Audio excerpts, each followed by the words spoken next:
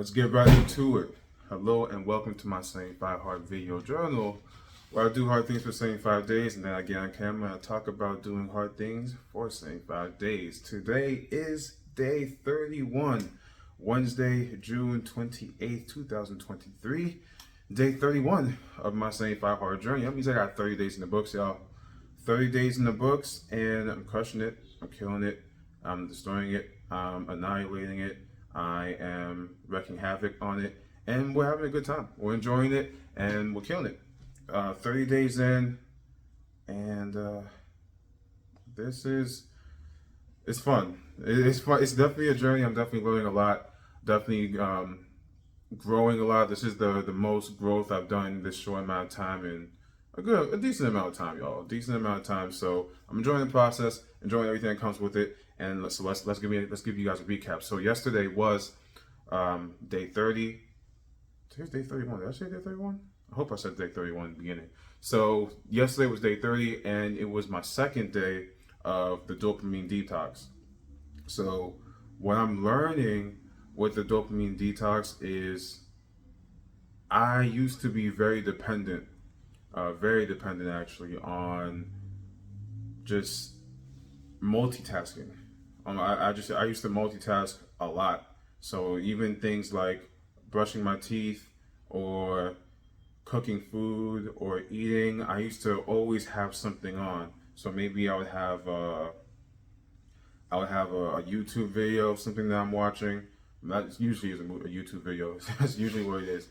But I usually have like some kind of YouTube video playing in the background while I'm cooking, while I'm eating, while I'm brushing my teeth. Even while I'm brushing my teeth in the morning, I have like something motivational that I use to just kind of get me going for the day. And not having those sources is it's making those tasks monotonous, but it's making me more efficient, in those tasks. So for example, if I'm cooking my omelet, so I have an omelet with about 6 ounces of ground turkey, 1 whole egg, 3 egg whites, and a whole avocado. So that's usually like my breakfast, lunch that I usually eat around 12 o'clock to break my fast, right? So when I'm cooking that and I'm watching some kind of YouTube video or whatever I'm watching on,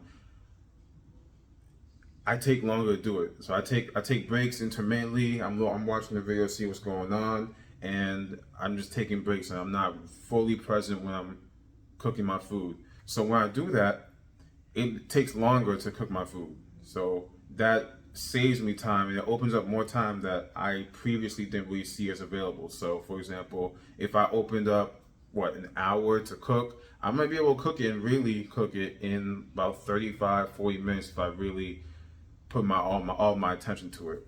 So doing the dopamine detox is kind of making me realize that just because you're multitasking doesn't mean you're being super efficient with your time. So I read in the book, actually, I think it was Ikagi, is that when you multitask, you're only really doing each task about 60% of what you really can be doing it at. So in terms of efficiency, in terms of quality of work.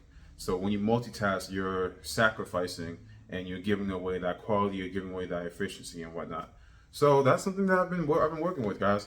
Like I said in one of the previous videos, I randomly find myself just turning on my phone, just scrolling to and opening up apps that I'm not using for dopamine detox purposes. And I was like, whoa, I didn't even realize I was doing that. So that's something I'm starting to do a little less. I'm in my thoughts a lot more, so I just have a lot of time to sit and think. I've got a lot of time to sit and think. I was using audiobooks, right? But I realized that I was substituting audiobooks for whatever I had before. So for example, when I was doing my workout this morning, I went to the gym, did chest and arms today, guys, did chest and arms. So when I was doing my workout, I had an audiobook playing, and I realized that I wasn't even paying attention to the audiobook. I wasn't really fully paying attention to audiobooks. So I told myself that audiobooks is fine on the dopamine detox as long as I'm fully paying attention to it and it's not just something I have in the background. So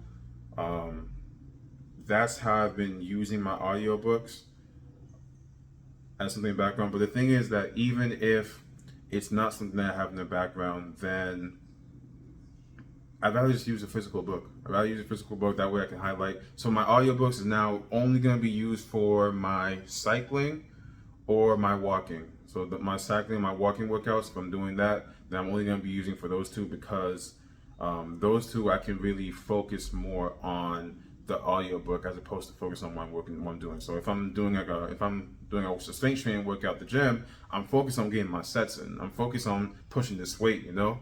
But when I'm walking, I can divert most of my attention towards that audiobook. So that's another adjustment I'm making. And this is the best thing about this whole process. It's just like just putting extra things, just refining yourself and getting yourself to a point you can extract every ounce of productivity, every ounce of greatness out of yourself. And it's dope. It's absolutely dope. I love it, and it's great. So yesterday, what was my first workout of the day? My first workout of the day yesterday was a walk/jog. So I was really proud of myself. Yesterday I jogged more than I usually jog. I've never really been good with jogging, guys. Never been good with jogging. The insides of my thighs, like I think I have like plantar fasciitis or something like that. But I used to really struggle with running. Definitely struggle with running. But yesterday I ran, and let me tell you, I struggle with running on flat surfaces. It's really strange, because if I'm running on grass, I'm good.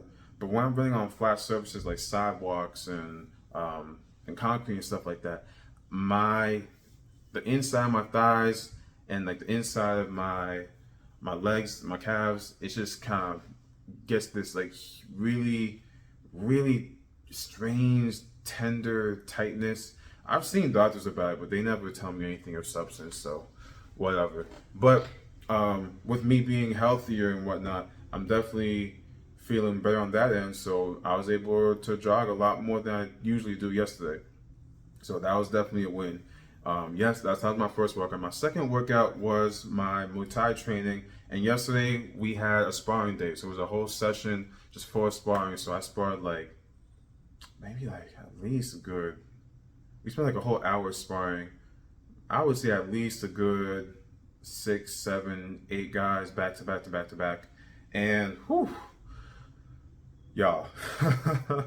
The thing is, sparring in Muay Thai is you have to be in really good shape. There's conditioning, there's being conditioned, and then there's really conditioned to be in a fight. Because if you ever see any street fights, or I know you guys probably have ever seen like world star fights or something of the sort, usually within a minute, both guys are gassed. They are gassed, they are tired, they're swinging and they're breathing, they're huffing and puffing. So when you're not used to sparring back to back to back like that, it was a tough process. The thing about me is that I do not show that I'm tired.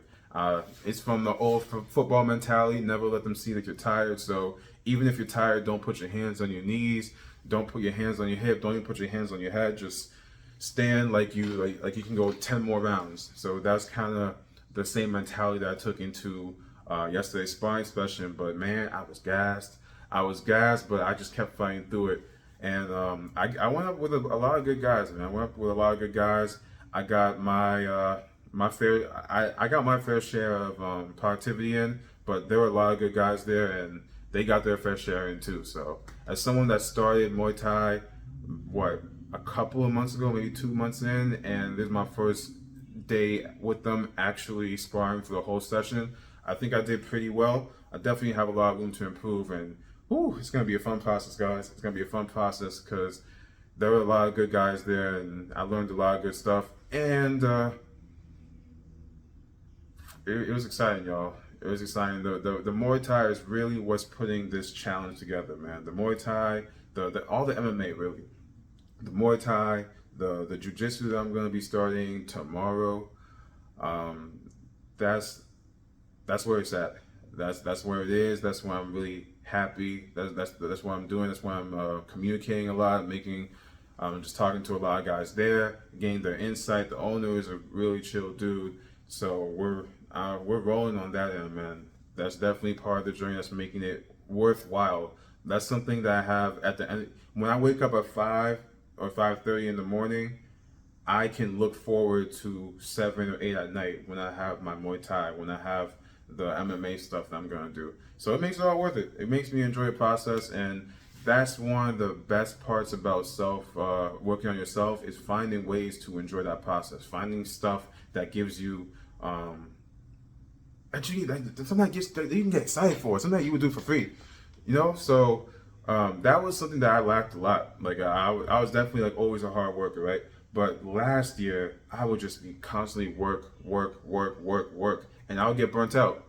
I would get burnt out because I never really had anything to um, never really had anything to look forward to, right? I never had anything that I was like, oh yeah, I can't wait until I do this. It was always just pure work mode.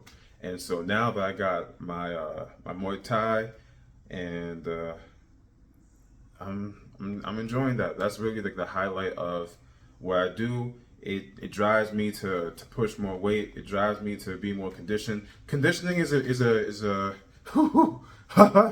yeah. Conditioning is a hoot, because fighter conditioning is not the same as normal conditioning. So we're working on that. We're working on that, and we're gonna continue to do this thing.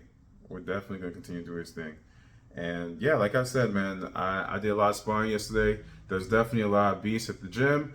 I was pretty banged up. I'm not gonna lie, I was pretty banged up. Just little aches here and there. But yeah, because there's a good amount of beasts over there at the gym. But that happened yesterday. But this morning, I still woke up at normal time, went to the gym, got my workout in because there was some beasts there. But I'm a beast too. That's a fact. I'm a beast too. So I'm not gonna let a little soreness here and there stop me from getting my workout in, because I got things to do, y'all. I got things to do, and I'm gonna get them done because I said I would, and that's about it. So like I said, y'all. With that said, today's day 31. Yesterday was day 30. Tomorrow is day 32, and that is when I'll see you guys next again. Done.